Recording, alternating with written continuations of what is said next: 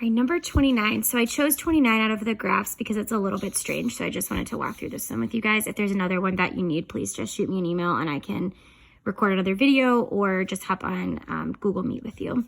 Okay, so first place you always want to start is the HA, the horizontal asymptote, and we look at the equation in the original form. That's why we want to start with it. So I always do the Bobo-Botten eats DC. So I look at my leading degree and I notice that the degree on top, so I'll write this Bobo-Botten eats DC. Okay, and I want to look at the degree on the top is bigger than the degree on the bottom. So bigger on top, Bobo-Botten, there is none. So the HA should be none. Okay, so I do not need to make a horizontal asymptote.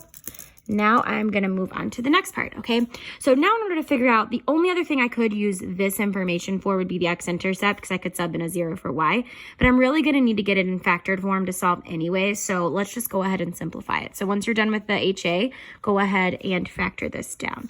So this is going to become y equals, I can factor out a GCF of x on top, and I can factor out a 2 on the bottom. And I'm left with x plus 6, and 2x plus 6, okay? So now I'm going to pause here. I know you're tempted to go ahead and cross out that x plus 6, but I know that the denominator cannot be -6. I mean, x cannot be -6 in the denominator. Why? Because that would create a 0 in the denominator, which is an error, right?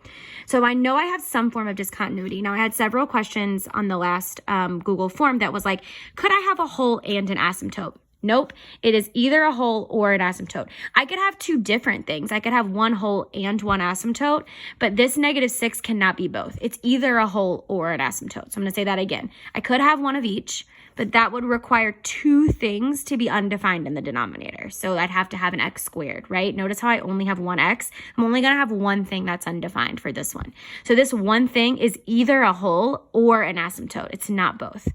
So -6, how do I figure out if it's a whole or an asymptote? Well, I have two x plus 6's, right? That is actually going to be a removable discontinuity. It means this -6 can only happen at one place on the graph because it's canceled out, right? So that is going to create a whole.